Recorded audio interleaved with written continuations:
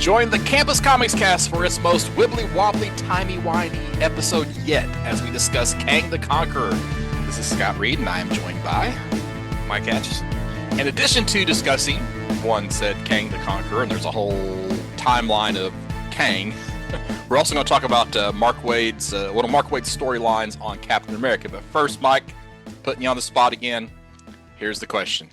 All right, what do you think about time travel and how it should be handled in comic books? Well, that's so deep for a surprise question. I'm not as, I guess if it's done right, I enjoy time travel stories, but I think it's easiest just you either have to completely suspend disbelief and and just when you're looking at an old Silver Age story and just accept it for the story itself, and or if you're going, I think that time we are time travelers already. Scott, did you know that? Yes, we are We are moving one traveling right second now. ahead at a time. Yes. That's right. And I remember hearing a story that I think Stephen Hawking's, or maybe Carl Sagan or somebody had he was talking about time travel, and he basically said, well, all right, I'm hereby announcing that 20 years from now, for anyone that's a time traveler out there, 20 years from now, we're going to meet at XYZ spot, and so make sure you come back from the future and visit us. And of course, no one showed up. So it's I think I think in stories though, I think it makes for some good plot devices as far as alternate timelines, but it can get a little bit more convoluted. Um, Golly, I don't know which I prefer. I don't know.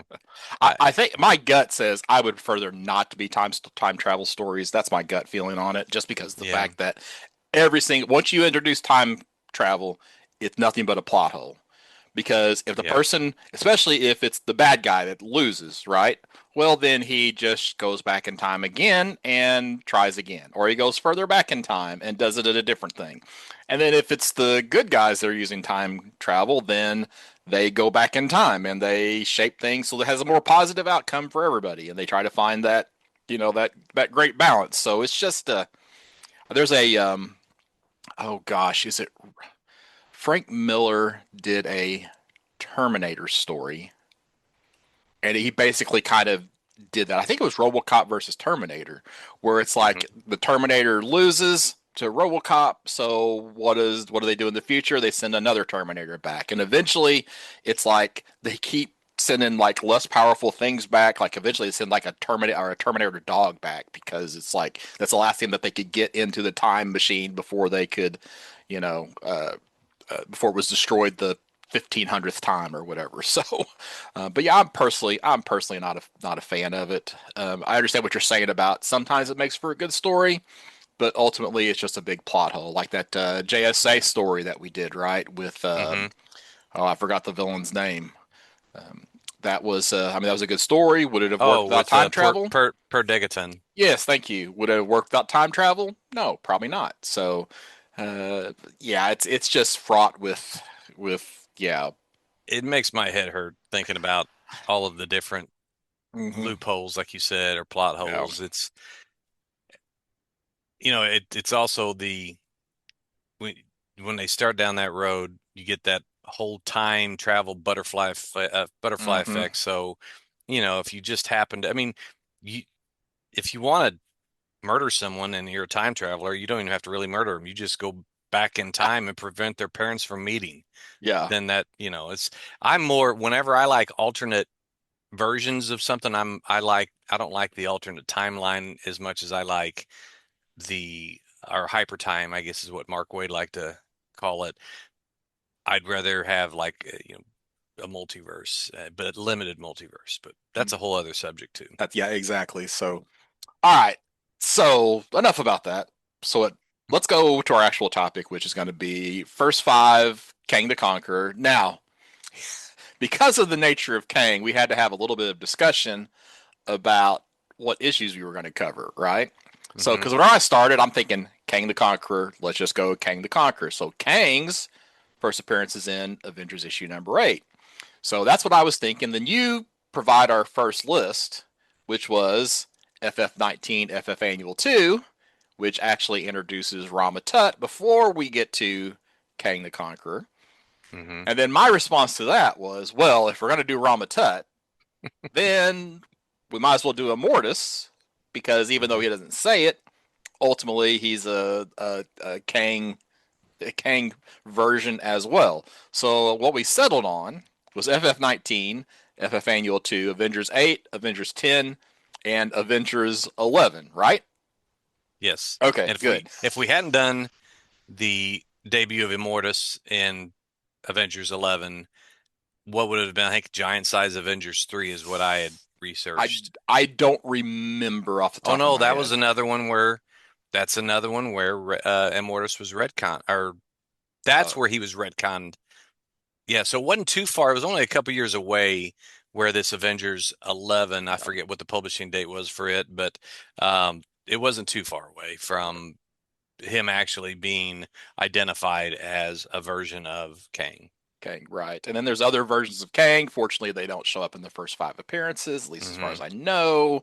So I think we've got the quote unquote first 5 of Kang, though, with any time there's time travel, you just never know. So, And that's like what without even bringing up Iron Lad and mm-hmm. the wasn't there Scarlet Centurion, Scarlet Scarlet Centurion? Oh my Centurion. God. Yeah, there's others as well. That's like there's like a list of several. So Yeah.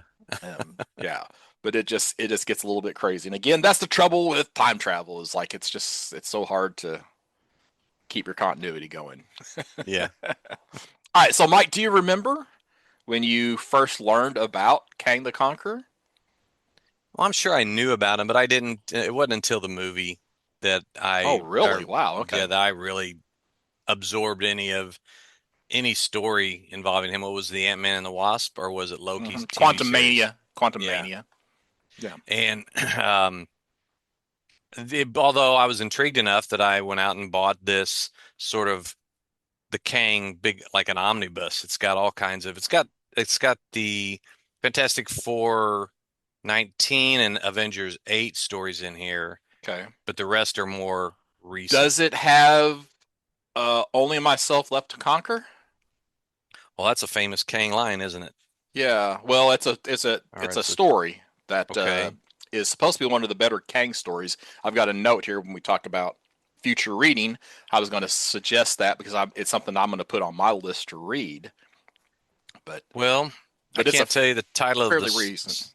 I can't tell you the Well, title of the story, but it includes well, like that's part of all. the title. That's Yeah. part of the title. It's a limited series, so Oh, I it's see. So actually part of the title. So if it's not listed, no, then yeah, okay. no, it So it doesn't doesn't have that. include that one. So Yeah. okay.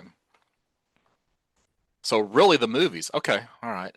I had to think about it myself for just a little bit because I really started reading in 70. Oh gosh, I can't remember what year Avengers 184 came out. But so it's like, okay, I got to figure out where I first read it, and then I went and looked, and from like 1977 to 1984, at least on comics.org, there are not a lot of Kang appearances in comics, except for some reprints of some Marvel Super Action stuff, which I may have read. But in 1984, we had Marvel's Superhero Secret Wars come out, the Right. 12 issue series, and Kang was part of that. So I'm going to guess that my first real exposure to Kang was in that Secret Wars story back in 1984. And then, of course, they had the toy line, and I had the Kang action figure at some point as well. So all the Secret Wars, they had the shield that it had like a little. You could turn at a certain angle, and you would see different scenes on the shield. So it was part of that toy line. So that's I I don't think. even remember Kang being in Well, Secret Wars. I didn't either until I went to comics.org and just did a sequential list. And apparently he is, so I'm maybe really embarrassed if he's not. But he had a toy for the line, so Yeah, I was just looking up. He was. I was thinking that Beyonder and Doom were the two big bads. Well, you Beyonder had was you had just, yeah. Galactus there, you had Doom, you had the Beyonder, you Oh, sure. had Yeah. like the Wrecking Crew. There was a whole bunch of villains that were Oh, brought right, into right, that. right, Yeah. right. But Yeah. it seemed like Doom was the main one as the throughout the through line throughout the whole story. But Well, he kind of if I remember right, he kind of sneaks in and steals uh does he steal Galactus's power or steals the Beyonder's yeah, power? He steals our both or to maybe kind of both. Yeah. give himself a chance to beat the Beyonder. Spoilers. So, but uh, but yeah. So I'm but assuming that he's in that, then that would have been my first exposure to Kang. So and Yeah. if it's not the comic, then it has to be the toy because again, there weren't a lot of Kang appearances in that Hmm. 77 to 84 time frame. So. Right. All right. Well, what did you think about Kang as he is portrayed here in these issues, Mike? Uh, well, these early issues, I mean, if you're counting both Rama-Tut and, well, all three of them, Mm-hmm. Rama-Tut, Kang, and Immortus, I think that it's just your typical Silver Age wannabe conqueror that's relying on gadgets. I can you can compare him to Doctor Doom a little bit in that he relies on the science of it all, and he's coming from the the future, but it's not as evident as even early Doom stories what his motivations are or it's not as articulated, I should say. So uh I I like his look, at least as Kang. Rama-Tut, no, it's kind of No. looks a little silly. It's um and Immortus, it's just that's a version that they could probably do away with altogether. But Well, it's yeah, like Rama-Tut's the earlier version, then Kang, and then Immortus is like the final boss version of Kang. At least that's what he's supposed to be. So. yeah, yeah. So to me, at least in these five issues, we really just have the mad genius who just happens to be from the future.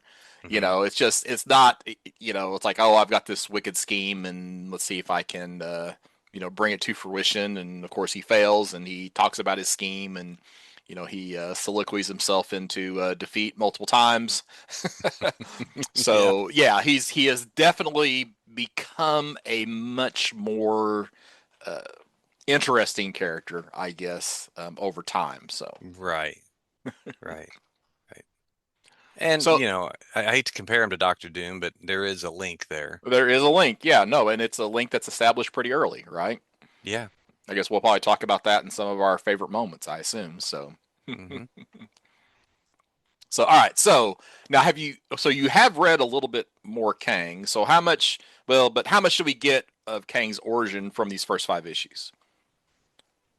Um, okay, you don't really get. I don't know if you get the name even. What was his name? Richardson?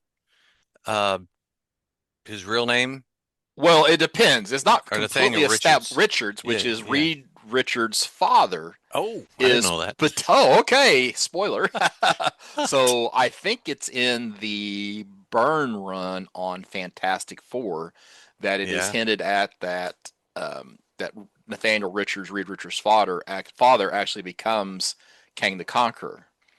So and if that's the case, and then there is still a link between Kang and Doctor Doom, then that also means that Reed Richards and Doctor Doom are related. So, Yeah.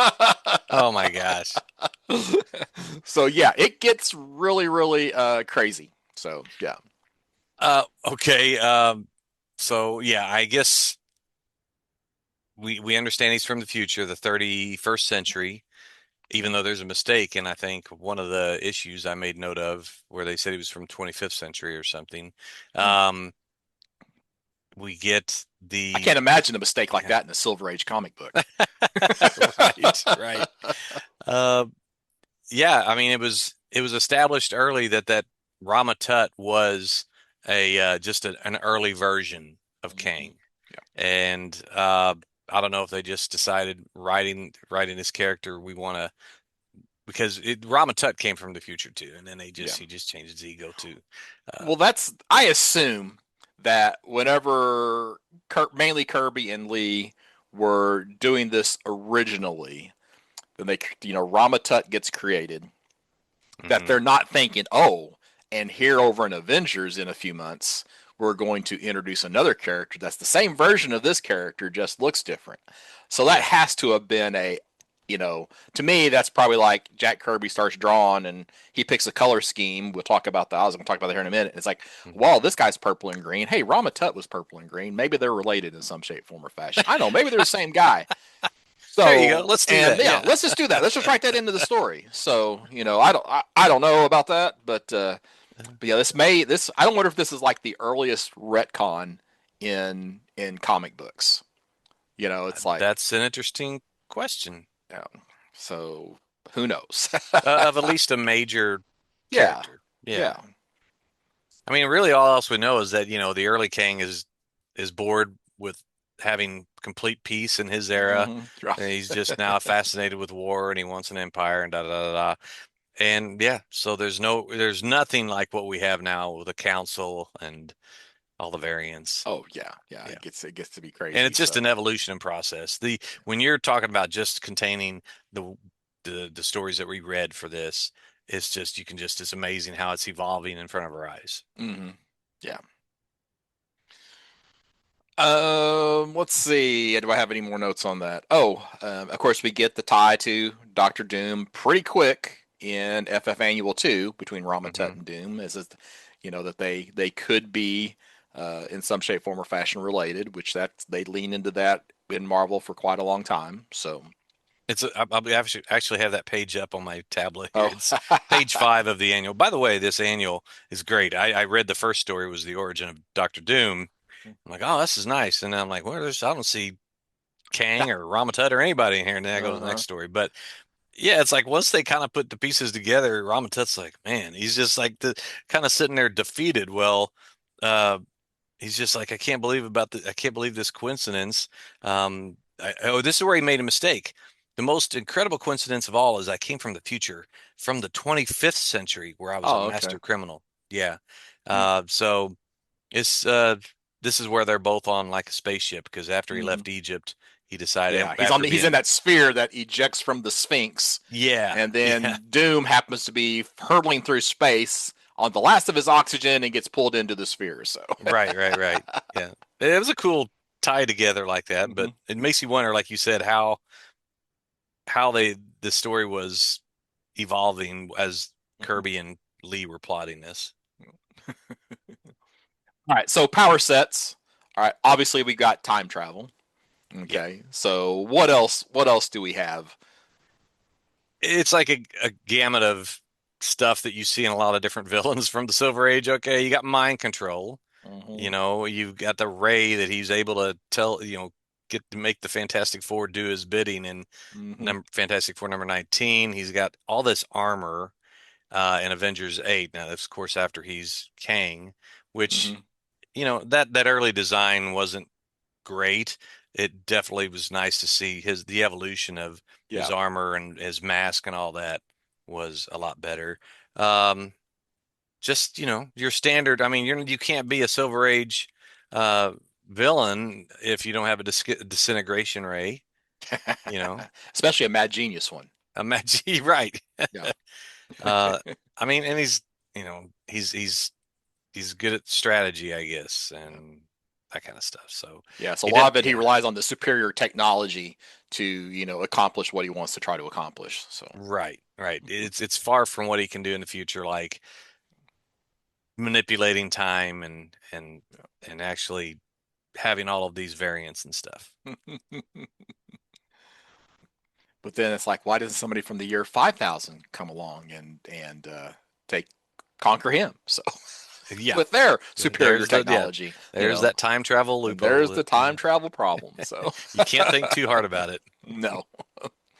All right, so how close do you think this version of the character matches what we've seen more recently in comics and/or I guess and/or movies? What's the same, what's different?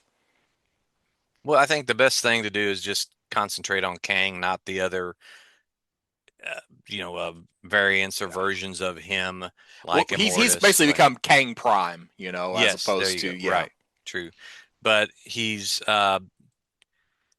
I think visually he's very much the same. He has that purple mask. He's got the green kind of cloak. He has the same basic traits, you know, and uses technology. It's just it's actually how much he's expanded in modern days. And by the way, I have read uh, that one shot Kang Timeless. Timeless. Okay. Yeah, I enjoyed that quite a bit. That's where I forget the author now, but I remember thinking I'm going to keep reading this guy because I like his work.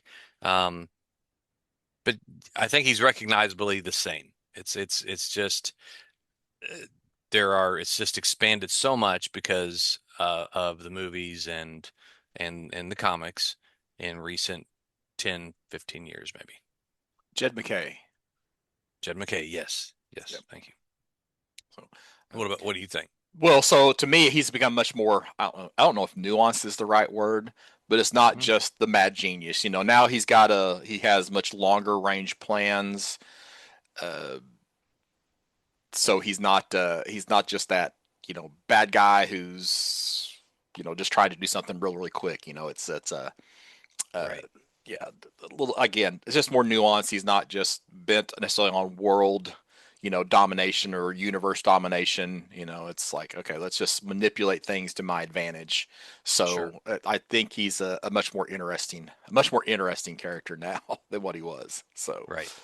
um, I mean, now, that's pretty much any Silver Age character, really. well, yeah, that's true. So that kind of goes without saying, but of course we've already talked about the potential, Nathaniel Richards tie-in, but Okay, yeah. What's up? yeah, so we've that kind of has changed a little bit, so we don't know if it's Doom or Richards or whatever, but and So talking about was Nathaniel Richards come back? Did he come back to the present day to conceive Reed? okay, Or so do you this remember? is I don't remember exactly, but there is of course, I think Nathaniel Richards kind of gets introduced in the Burn Run. Okay, and it's been Hmm. a long, long time since I read the Burn Run on Fantastic Four. Okay, so however, Jonathan Hickman, I think, oh man, I shouldn't be doing this from memory, had a limited series, actually two limited series called Shield. Now, it's not about Nick Fury and Shield, right? It's Hmm. kind of like the original version of Shield, and it was their job to protect Earth. Okay, and there's like a phrase that's used constantly through Shield. It's like, "This is not how the world ends," or something like that. That's kind of like this phrase that's used throughout the book.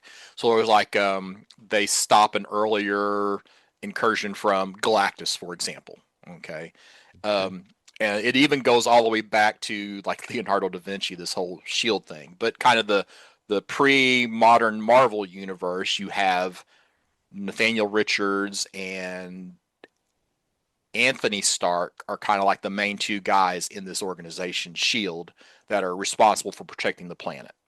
Okay. So, um, so anyway, so Nathaniel Richards, I don't remember exactly when he was, mentioned for the first time in the Marvel universe. I think it was Byrne who first hints at the whole Kang thing, but again, I'm not 100% certain about that. I probably should look it up. But he's had some other stories inside of Marvel as well. So Well, it's worth looking into at some point. Maybe I'll read the Burn Fantastic Four run. it's actually pretty well thought of. So, but now the thing about time travel, and this is kind of Kang adjacent. Okay, so Kang and Immortus. Okay, so Immortus becomes the master of Limbo. Okay, so if you want to read a really, really messed up Kang related story, all right, you read Avengers 200 and then Avengers Annual 10. All right, because what happens in Avengers 200, um, a character named Marcus, who is the son of Immortus, apparently Immortus dies, and Marcus is trapped in limbo, and he has no way to leave. So he basically manipulates Carol Danvers, Miss Marvel at the time, all Hmm. right, into coming to Limbo, having sex with him, and then when she returns to the regular planet, conceives Marcus from Limbo into the modern world. And I think we have Chris Claremont to thank for this storyline. So, so yeah, if you want to read some really twisted stories, yeah, Yeah. I mean, if you really sit and think about it, it's pretty twisted. So yeah, Avengers 200 and then Avengers Annual 10. Okay. So I have you Avengers can read it. 200.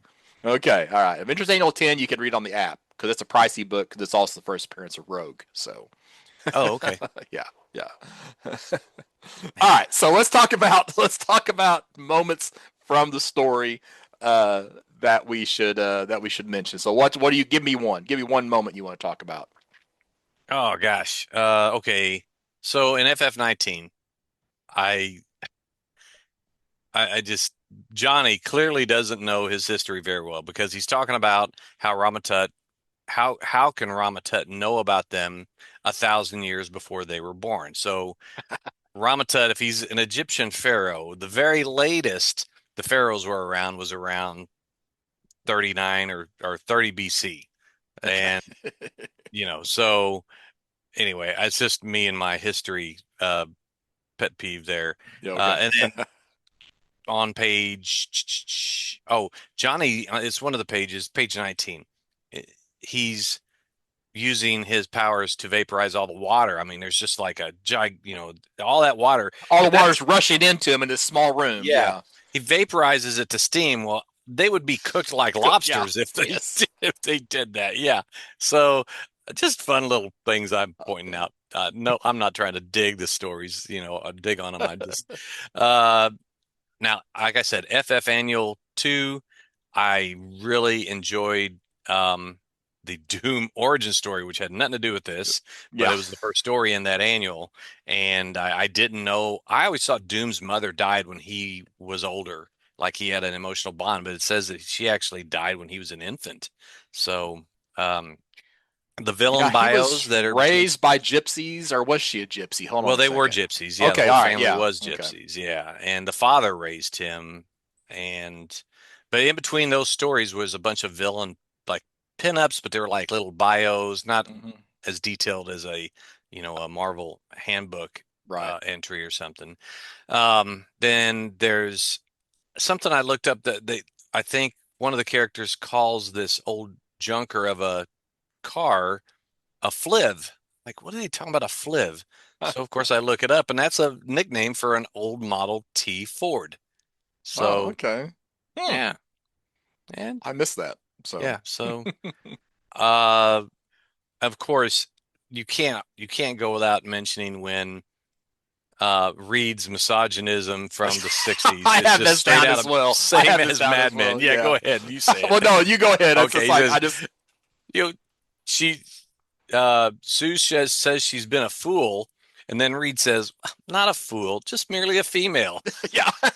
Like, man, if I said that to my wife, oh, I'd be clocked. Oh. Oh, golly. Yeah. So I did like Avengers 8's cover and Hmm. in the interior art because that was the only Avengers story we got with Kirby art. Um, 11 and 12, or did we 11 and 13? 11 and 10, 11. 12, 10, 11. 10, 11, yes, Yeah. was Don Heck art. Um, and even back then, I I know he was probably a little bit better than what I remember him in the 80s, but still no. Um, and we have, he was pulling in that Avengers 11 story, the the villain was pulling or I guess it was Kang or Immortus one. I forget who was in this one. But Ooh, I have to pull it up on Immortus? my take too Yeah. long for me to pull it up on the tablet, but Yeah. let's see here. Technically, it's the same, so. Well, yeah, right. Anyway, it's where they've got Spider-Man, Yeah. a robot Spider-Man. It's Kang. But Okay. they bring all of these different villains or characters from history like Yeah. Paul Bunyan Genghis and then Khan they or had Attila the Hun. I mean, yeah, until yeah, yeah. maybe this is actually it's actually issue 10. But anyway, Okay, it was an earlier version of Hercules. I'm like, wow, yeah. they Hmm. hadn't invented or brought the Hercules we know That we as an know. Avenger. Yes, yeah. Yeah, right. Yeah. So I thought that was interesting. That's all I had. Oh, okay. So I like how you know, despite whether it was intended or not, but the color scheme, right? The green and Hmm. purple was kind of consistent for Rama-Tut, Kang, and Immortus. Yeah. So again, was it the color scheme that caused the retcon, or was it planned from before? I don't know. I did like the reference in FF19 Rama-Tut when he talks about finishing a time machine started by an ancient ancestor. So that's already planting the seeds, that later turns into, it was that Doctor Doom. Yeah. Are they related?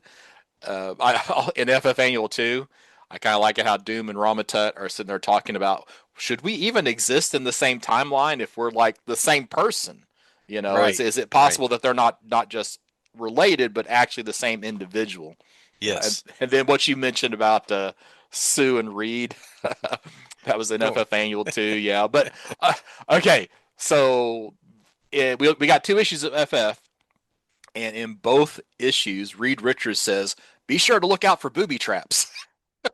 So I don't know what his infatuation is with booby traps, but yeah, he's that's what he's always watching out for. So, yeah. all Did right. So, what was your favorite issue? Oh man. Okay. I guess I'm cheating by saying FF Annual 2, but also Avengers 8. So I think Kang is just a way better, I think, as a an Avengers villain. Mm-hmm. Again, because I think maybe Kang is so similar to Doom and Doom is so attached to the Fantastic Fantastic Four. Four, yeah. But the annual was a really great annual. It was a nice, had some good stories in there, had a lot of good stuff in there. I really enjoyed all those villain bios of some I Oh hadn't yeah. heard of before. But yeah, I'd say if I had to pick one, I'd say FF Annual 2. Okay. Well, I'm going to go with Avengers 8, because as far as, a Kang related story, that's Yeah. his first appearance. I'm not the whole Ramatut thing, and that gets used later with Apocalypse, if I remember right. So, Oh, because he's okay. also, Egyptian, Pharaoh time thing. So there's Yeah. some tie-ins there with Apocalypse later on. So, all right. So, do you plan to seek out more stories with You know, Kang? I think if I read, I don't, I'm gonna hold my decision on that until I read this entire omnibus that will give me a lot more background on all of the evolution of the character through the last 30, 40 years or whatever. Okay. So, but I'd say there's a good chance, yeah, I would read it if I seen it come up and I had good reason to. I'm not going to collect a bunch of single issues, No, no. but I am open. I like him as a villain. Mhm. Um, You like his villain stick? his shtick, yeah, yes, Yeah, I feel like I need to read this that story only myself left to conquer or whatever the exact title is supposed to be like a really good Kang story. So at some point I probably should read that. And I can't imagine that it's not in the app. I think I'm gonna look real quick and see if it actually does show up in the Marvel app as I hit search. And let's see. Yeah, only myself left to conquer. Oh, there's an Infinity comic of it. Let's see. Let's go no, to series. Huh. So they made it an Infinity comic, 10 issues. I wonder if that's the only way that it's been available. Huh. I'll have to check into that because I thought it was a regular comic, but it was apparently originally an Infinity comic. So, which is one of those no, constant scroll up ones. So, mm-hmm. it's not what I was thinking. So, okay. So yeah, I guess of course you'll find out in a future pre-orders episode if we mention something because Kang's in it. So, Oh, okay, yeah. let's see. All right, any final thoughts on Kang? No, just that this was definitely an impromptu choice. We were like trying to figure out last episode, what are we going to Hmm. do for first five? And I just looked at my shelf and said, I've had this big Kang book here for a while. Can we do it? Yep. Right. Well, and it's kind of nice that because there is a little bit of a Kang tie-in into the second part of our There episode, is. which is talking about a Captain America story. So I've mentioned this before, but at the Superman celebration this last year, I got to go have lunch with or eat a meal with Don Kramer and Stuart Sager, and I like to whenever I get a chance to meet pros like that, like to ask them for things to suggest to read, hoping to get one or two things. I got this lengthy list of things to read, which of course is where we got the Superman Secret Identity from our previous episode. But one of the things that Stuart Sager suggested was part of this Mark Waid run on Captain America, where he's up against the Red Skull. Yes. So, of course, it took me a little bit of time to exactly get the issues, and I kind of landed on issues 12 to 17. Not so. This is the 1998 run. Mark Waid, Captain America. Um, Not necessarily the best choice of the issues to read because we could have either started an issue later or um, read at least one or two issues more to kind of get the full story because we kind of in the Red Skull stuff, but the actual story continues. Yeah. So, but it is what it is. So this is what we're gonna talk about. So, I'll open this by saying that if you aren't particularly familiar with the Red Skull as a villain, then in issue 12 there's this epilogue, and in the epilogue they kind of give a history of what has happened with the Red Skull up until that time in his history. So it goes all the way back to early appearances to him and Cap kind of aging out to him actually being responsible, being having a cloned body of Steve Rogers and have his mind transferred into it, and then Hmm. him somehow giving a blood transfusion to Captain America so he can have the super soldier serum back. It's just all over the place. So you kind of get all of that history, um, including the Red Skull being uh, uh, oh, disintegrated, I guess, by the cosmic cube at some point. So, And that's where we pick up and the that's story. that's kind of where we're going to end up picking up. Yeah, exactly. So, do you have any opening thoughts before we kind of dive into this? I think I enjoyed reading Jim Kruger's sort of like history paper. This is a back matter of this issue 12. It gave me a little bit of a baseline to understand just how Yeah, much has gone on before with him and Captain America. Now, remembering that both characters are, well, I say this not knowing for sure, but I they're both Golden Age characters, yes, correct? yes, Red Skull was around in the Golden Age, right? Okay, so yes, it's the ties to Nazism and being called the most evil man who ever lived. I think this I can I like a villain that I can hate this much. So exactly. Yeah, yeah, it's one that it's okay to be like, yeah, this guy. If you kill him, great. There's no, you don't feel bad about it. right. Yep. All right, now we said we are going to read 13 to 17. So issue 13, not really tied to the Red Skull story. It's a good story, and it's basically just this story about so Captain America, and this is kind of leading up into the issues leading up into this. Cap has a scroll that copies him and endorses a political candidate. All right, and then we kind of have the fallout of the scroll being discovered and Cap trying to avoid partisan politics and that in issue 13. Right. Now, the only other thing that I'll mention from issue 13 is that at this time in Cap's story, his shield is missing. So he has replaced his physical shield with an energy shield. Okay, Yeah. so and he just has he can, and he also is training himself to use it in shapes other than just a circular shield. Okay, so like Yes. they even kind of uses his classic, shield that DC sued Marvel or Timely over that looked more like the Uh-huh. Guardian shield, Yeah. so even shaping into that, and that comes into play later on in the story. So, Yeah, uh, I like the use of the batons or the fighting sticks or whatever he had mhm. shaped him. I didn't know anything about the energy shield until Mhm. these stories. How Yeah, did the other it's one get destroyed? I don't remember. Well, it goes missing, and I don't remember. Now, And I then, did at one time, not too long ago, just a few years ago. I went through and read the entire volume one of Captain oh, America. I remember, yeah. Yeah, but so it starts at 100 and goes into the 400s, I think. But I did not go into any subsequent volume. Well, I take that back. I went to the Brubaker run on Captain America.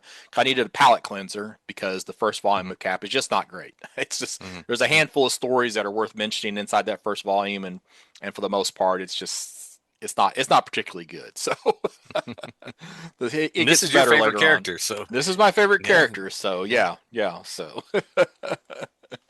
So yeah, but I'm willing to say they're not the greatest stories. So It's all about it's the era in which they were written. I just think there's so much of that. I have great memories of Justice League stories, and then I go back and I'm like, hmm, okay.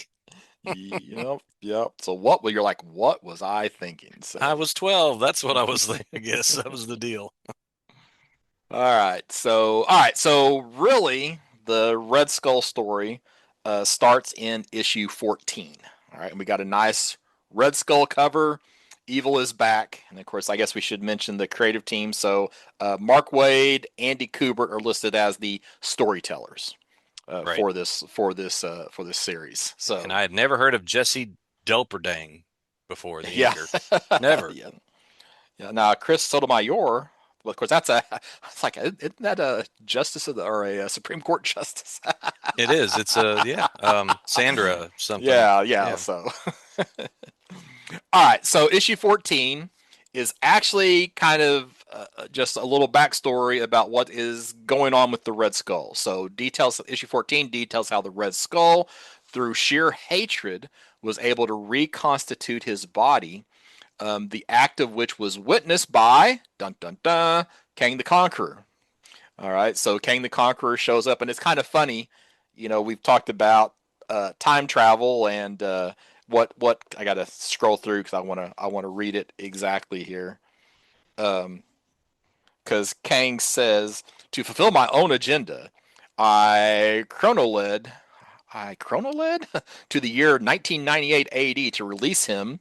I have arrived, paradoxically enough, for a master of time, too late. And it's like, then just do it again. It's Right. like, yeah, just time travel again. So, yeah, you're not like Gandalf. You should never be late to when And you want to be there, right? and So, this is a different look to Kang than either the old or the most recent versions. It's hmm the helmet's much more, I guess, smaller. yeah, it's Yeah, more form fitting. yeah, yeah. Yeah. So, but then the issues we are given strong ideas about the nature of the Red Skull, who he is, what he thinks is important, and to which the Red Skull describes him, and you mentioned this already, uh, or excuse me, the Kang the Conqueror mentions him as the greatest evil the world has ever known. Yes. Yeah. So, all right. So, anything you want to point out from issue 14? Just that it was okay. So the art, Andy Kubert. I mean, this is really good art by him, and it's all black and white except for the The skull. Red Skull itself, Yeah. and it's just basically given, his the recent history of him. Well, not so recent too, but and kind of the motivations and how he is just. I mean, he's just an evil guy. You don't have to say it out loud. You just can tell by the actions. Um, and then you get the last sequence, last couple pages is full color with Kang. So I found it to be quite informative and kind of letting us know this is the status quo right now. So you understand where this story, even more so than that epilogue in issue 12. Yeah. So this is basically how the Red Skull is able to reconstitute himself from after having been obliterated by the cosmic cube.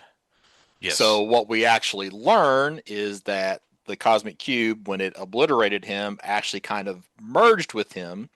And I have this in my notes someplace, but back in issue 1 of the Mark Waid run, there is a scene where there's this shadow that is on a wall. Kind of reminds you of like the Hiroshima atomic bomb things, right? Where you Mm-hmm. have shadows on walls. Well, this shadow moves itself.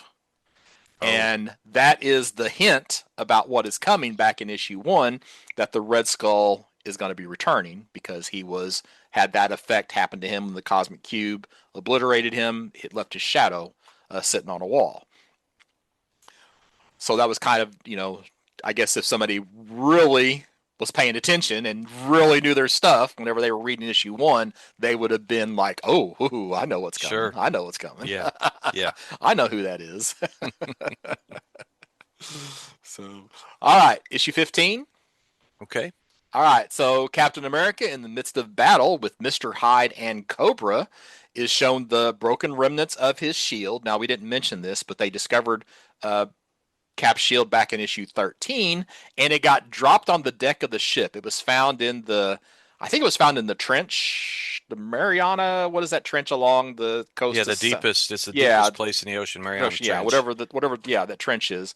Hmm. Somebody drops it on the deck of the ship, and it shatters, which is supposed to be indestructible, right? Right. So, all right, so Which was funny that as one of the cops there is like, "Oh my gosh, that's Cap's shield," and he picks up a piece of it and it just crumbles even more. yeah. And it's like, "Oh my gosh, oops." Now, Kang, still with the reconstituted Red Skull, recounts how the skull was last defeated and how he came about returning to the world.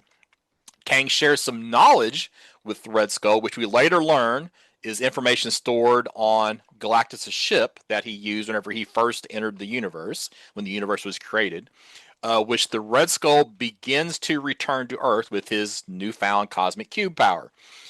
Sharon and Steve return to Steve's apartment to find the Watcher in his living room, and that's never a good thing when the Watcher shows up. Soon the Red Skull arrives. The Red Skull toys with Steve and Sharon, causing Sharon to realize the cosmic cube is now in the Red Skull. After the Red Skull leaves, the duo approaches the Watcher looking for answers. The Watcher shows Steve the future of America, enslaved by the Red Skull, and informs Steve that he is the one to blame. All right. So anything from this issue you want to talk about? It's not just the, it's not just the what the appearance of the Watcher means, because it's never good, but just the idea that this big-headed bald guy is floating in your living room. Yeah, Yeah. that's enough to be unsettling. Uh, yeah, I don't have much more here. I mean, Kang or Red Skull's got this whole golden armor suit. It's something different than what we've seen before, at Yeah. least me. It, And it's a and I don't know that this is ever used. It's not been used previously. So I assume this has something to do with just the skull was able to create, because of his cosmic cube infusion, he's able to just give himself whatever he wants. So he chooses a gold armor for some reason. yeah, and the Watcher, the Watcher's on the side of good, sort of, but he's like the Phantom Stranger. He's not supposed to interfere. Mm-hmm. So the best he can do is show Steve Rogers and Sharon what will happen if they don't stop The Skull. Red Skull. Yeah. Yeah, you got apocalypse is coming. America will be in ashes, and yeah. So it's I can't remember exactly the plot of Old Man Logan that involved the Red Skull, but it was kind of reminded me of that apocalyptic scenario. Do you remember reading that Mark Miller story? I don't know that I guess I've read it, but I just don't really remember anything about it. So. I know there's a love and hate dynamic with Mark Miller with a lot of people, but I Mm-hmm. enjoyed Old Man Logan, the book, and that particular. I don't. Of course, you always have that really overly over the top gratuitous violence there, Yeah. but the the whole idea of that all I mean all of the Avengers are dead and he's finding evidence of that, and Red Skull's behind it all. That I could see again. That's why I think Red Skull kind of resonates with me as one of Marvel's big bads, and the one I enjoy, you know, hating so much. That's right. So issue 16, the Watcher continues to show Sharon Carter what a future under the power of the Red Skull will look like, and reminds her as bad as she thinks it, as bad as it makes her feel. Imagine how it makes Captain America feel. So as the Red Skull toys with many of Earth's heroes, it's kind of like the base of the Avengers lineup at the time. The Watcher whisks Captain America and Sharon away to Galactus's original ship, which the Skull is in the process of summoning to Earth. The Watcher informs Cap he must kill the Red Skull to save the future, but Cap refuses to participate in premeditated murder. However, Sharon secrets away a weapon to use if needed. Back on Earth, Tony Stark makes a discovery about how Cap's shield was shattered. They don't tell us anything else about it, just that, oh, he's discovered something. The Red Skull proceeds to torture large numbers of people, first with hunger, then with floods, then with cold, and each time Cap distracts the Red Skull enough to force the Skull to change tactics. After the third delay, the Red Skull returns Cap to the ice, but Sharon breaks him free only to reveal that the super soldier serum has been removed from Steve's body. So, all right. So, what do you got for issue 16?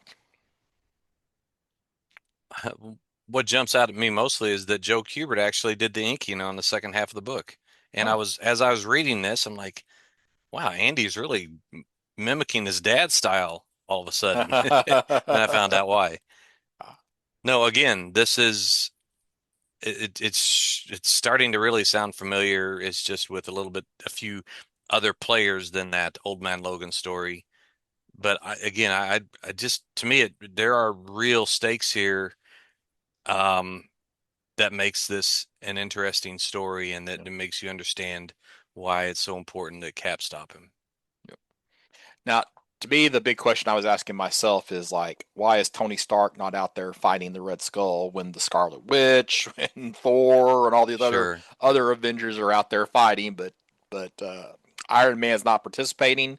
Is Cap's shield that important that that he has to dedicate True. his time? That kind of confused me a little bit. That was a little bit of a, I don't know, a plot issue. We do understand that the Red Skull is basically toying with Cap at this point because, as he stated in the previous issue, if he wanted to, he could just disintegrate him, but he Hmm. wants a worthy victory, so he wants to give Cap a chance, and that comes into play in the next issue as well. That's what I was going to say. It's Yeah. Sharon capitalizes on his ego. Yeah. Exactly. Hmm. Exactly. So that's just one of those things because that's the problem with these all powerful devices, your cosmic cube, your infinity gauntlet, your ultimate nullifier, insert whatever, Or you even know. adding Galactus's ship full of knowledge to all that. Yeah, yeah. And it's just like what, in reality, you know, you know, it should have been instantaneous. It's like he just like, I'll just reform the world in what I want. If these Yeah. devices are that powerful. Um, so the kind of the oh the way that this is handled, at least on the Marvel side, is that the human brain or the non omnipotent brain doesn't really know how to imagine that thing to make it come to fruition. So here, what we have is Kang telling Red Skull, "Well, if you get the Red Galactus's ship, then you'll have all the knowledge you need to do what you need to do with this your cosmic cube infused power." Which again, it's like, why would Kang be telling him this? Because Kang would just be a peon in this new universe created by the Red Skull. So, Hmm.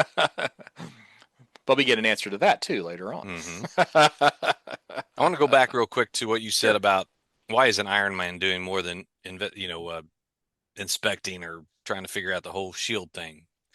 And I had that same thought maybe in a different part of the book, but it's just it's the inherent nature of a solo comic Yeah. character, in their own book.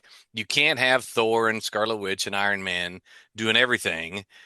because then it would be an Avengers book or an Right. Avengers story. So I kind of get that, but it made it really obvious that it begged the question. Now, I don't know if this is worth pointing out or not, but this is at what's called in Marvel the Hero's Return Hmm. storyline.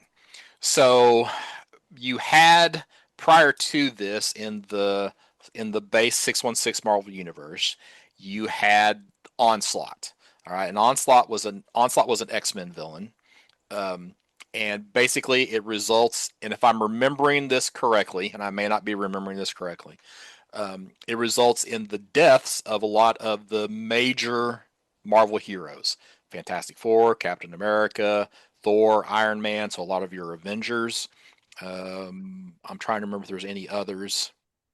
Okay, and the reason why is because, well, two things: X Men were what was selling at Marvel. All right, Yeah. so the Avengers were at this point kind of a throwaway title. Hmm. So what they did was they had, this is when Marvel had Jim Lee, Rob Liefeld, all these guys, right? And they were looking for stuff for them to do. So basically, what happens is at Onslaught, they end up not killing these characters, but Franklin Richards moves them to Counter Earth. And Counter Earth is an Earth that sits on the opposite side of the sun in rotation around the sun, right? So we get new volumes of Iron Man, Captain America, Thor, Fantastic Four. I think Jim Lee did Fantastic Four. I think Rob Liefeld was on Captain America. I think that's where we get that terrible chest image of Captain America Oh, is from right. this, right? Anyway, some of the other, I don't remember them all. And now that lasted for like 13 issues, and then Heroes Return. So now they're brought back to the 616 proper. So this is Mark Waid's run on that So I story. was going to ask you how long the Heroes Reborn thing, Yeah, yeah, they're because like it was 13 much issues. panned. I just as a Yeah, comic reader, I don't have to even know much about the no, books to know that it wasn't well liked. no. Uh, and people were really happy to see the heroes return. Turn. Yeah. Yes, yeah. So this is that time frame here for Marvel and there, and it's kind of hard to imagine, Captain America and Thor and Iron Man not being major players at Marvel, but it was the X-Men's world at this time. So Yeah. yeah. Yeah. All right. So 17, issue 17. Yeah. All right, so as Galactus' ship nears, a depowered Steve again faces off against the Red Skull, but is quickly defeated. Sharon goads the Red Skull into returning Cap's power so that he can defeat a worthy opponent. Cap begins his offensive anew against the Skull, but is no match for the Cosmic Cube infused Red Skull. Sharon finally takes her shot against the distracted Skull using the weapon that she pulled from Galactus' ship, but the Skull turns the shot back on her. As the ship of Galactus arrives, the Red Skull eyes his ultimate prize.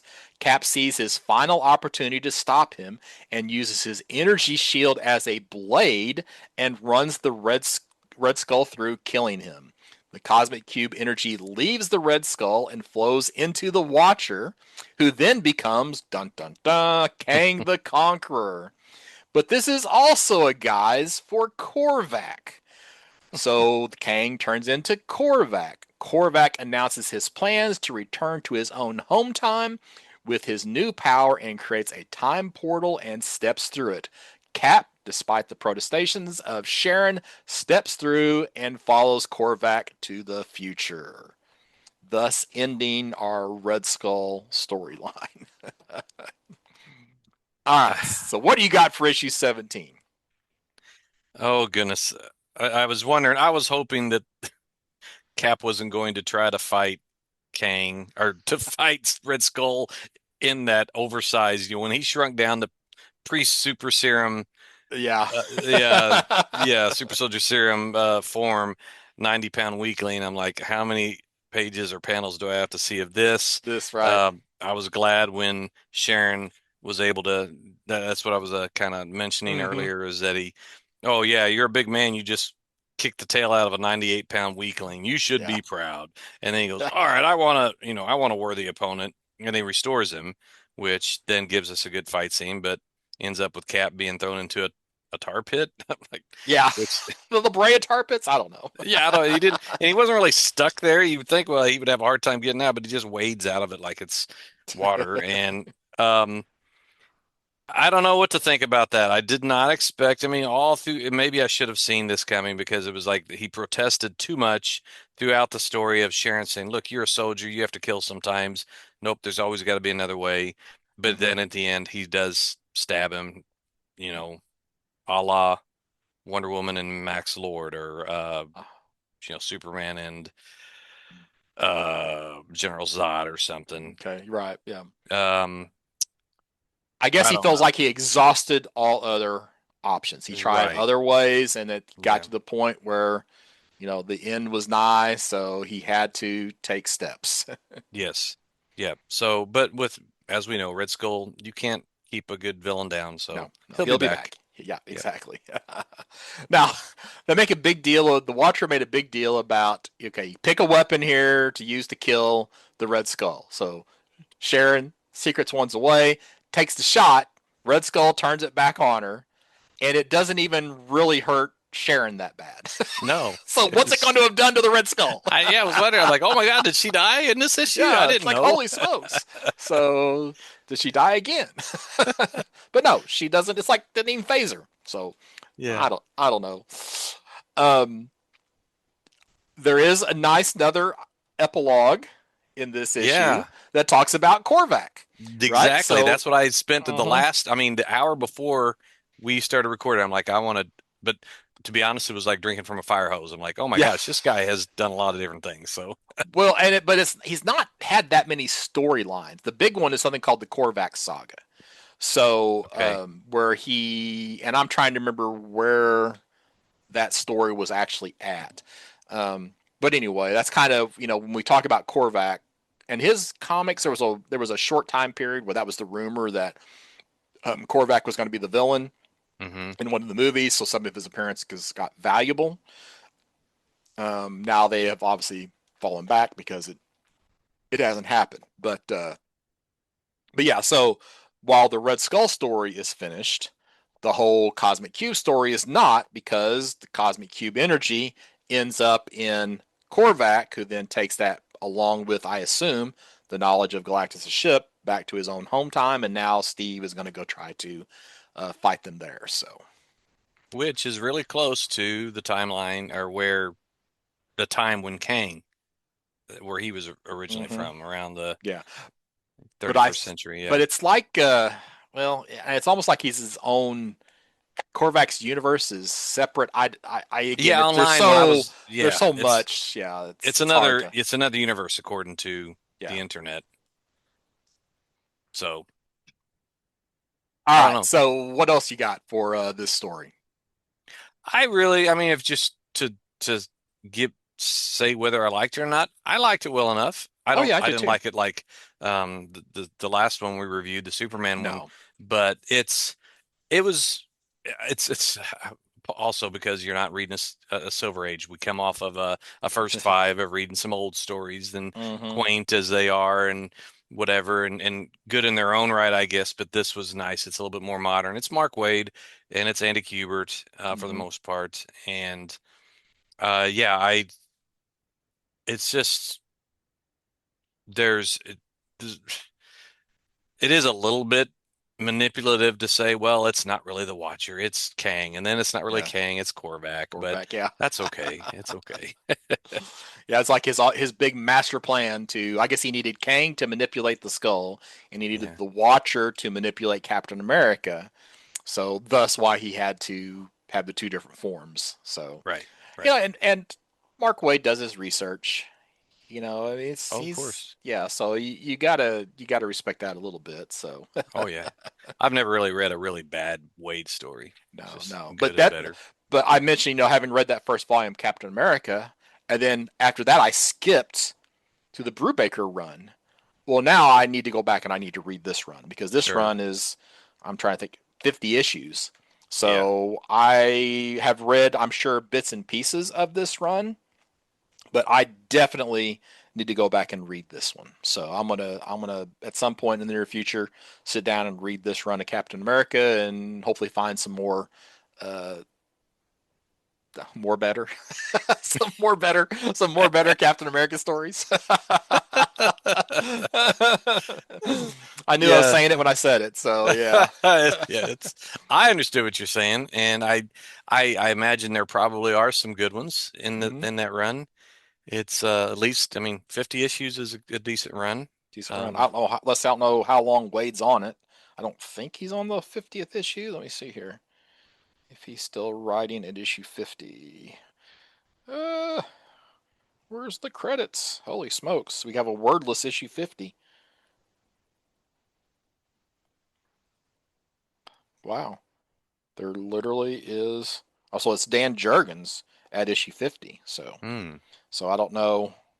I'll have to figure out. I don't know when that change occurs, but yeah, I'm probably going to read that pretty soon. So, you want to give this a grade? Sure. Let me think a second.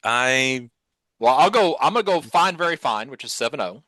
Oh, okay. It's in my. This is a good story. I would recommend it to people, especially if you're a fan of Captain America. I do feel like it gets kind of the. I do feel like it gets the key qualities of both Cap and the Red Skull.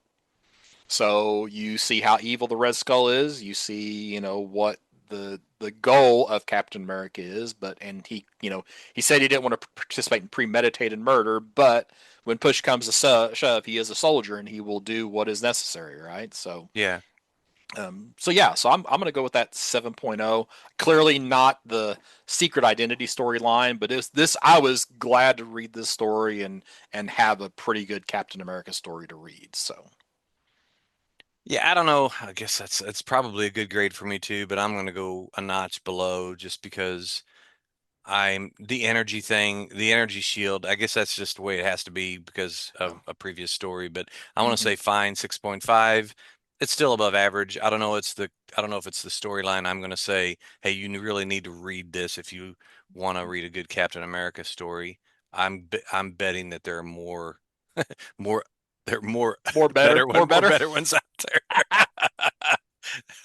So yeah, it's still 6.5 still a good one, you It's know. almost. I'm trying to decide if it's more a Red Skull story than it is a Captain America story. I mean, because you really learn a lot about the Red Skull and how he thinks, and that whole one issue where it's just focusing on him and Yeah. how he is able to escape, you know, his annihilation, from by the cosmic cube just by sheer hatred. Right. That's Yeah. kind of it's almost more of a Red Skull story than it is a Captain America story. Yeah. Yeah. I can see But that. all right, okay. Well, you ready to do a CLZ shake? Yeah, I think it'd Okay. be a good thing Okay. to do. All right. So let's see if I can not get one of my four titles that I normally get. CLZ. Oh, the better get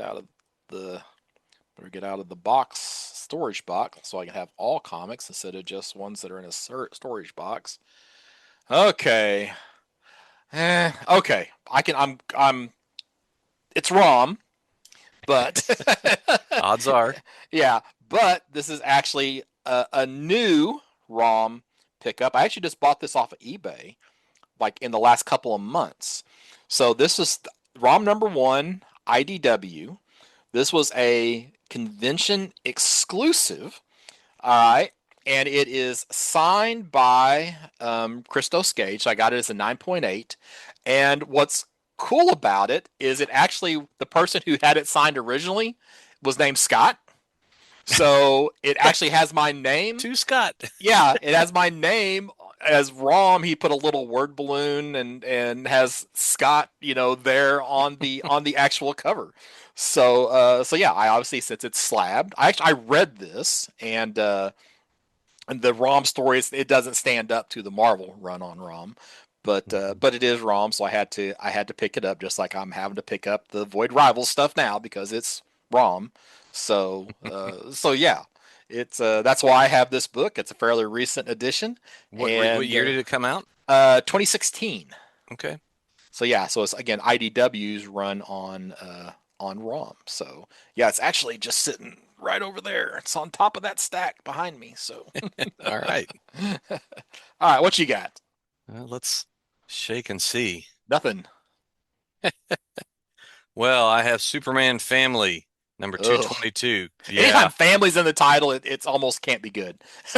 I'm learning that. Yeah, I decided a long time ago to get both Batman Family and Superman Family.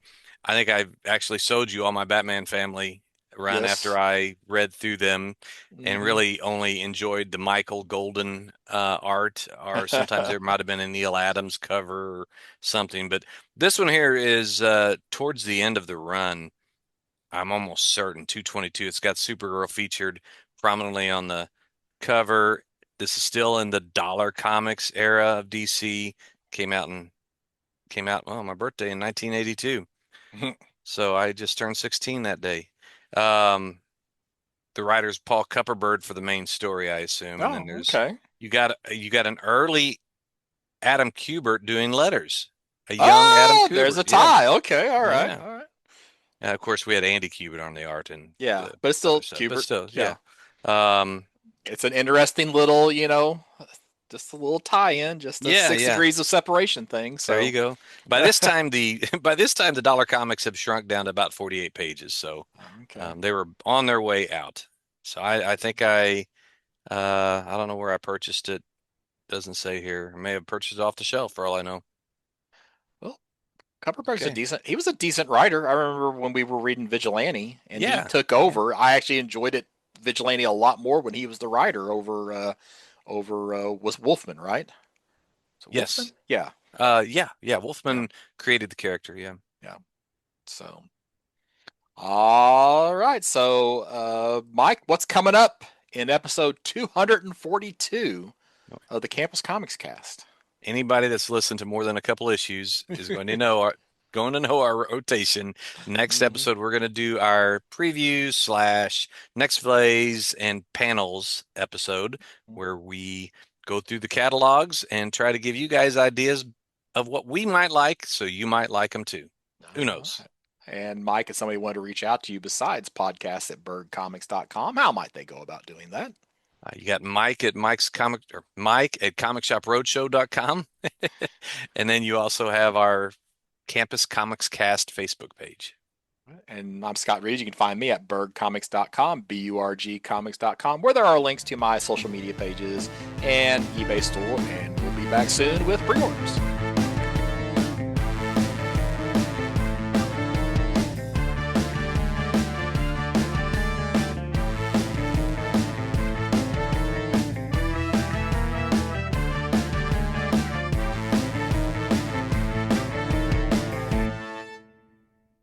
And yeah, I got that Quasar sitting over here for you. And I still I didn't know there was two. I didn't either. I've been going through 27 long boxes that I got. And I was just going through, unfortunately they were mostly sorted. Mm-hmm. So like I would just pull out Key Collector and have it sitting there, and I would scroll for important issues or keys, and I got the Quasar and saw that it mentioned Buried Allen as opposed to Barry Allen, and he made the two appearances in Quasar for races, right. Yeah. Mm-hmm. So yeah, that's all. Yeah, I thought it was just the one appearance in 17. Yeah, no, so I got it from you. Yeah, yeah. So it's yeah, he shows up again. So wow.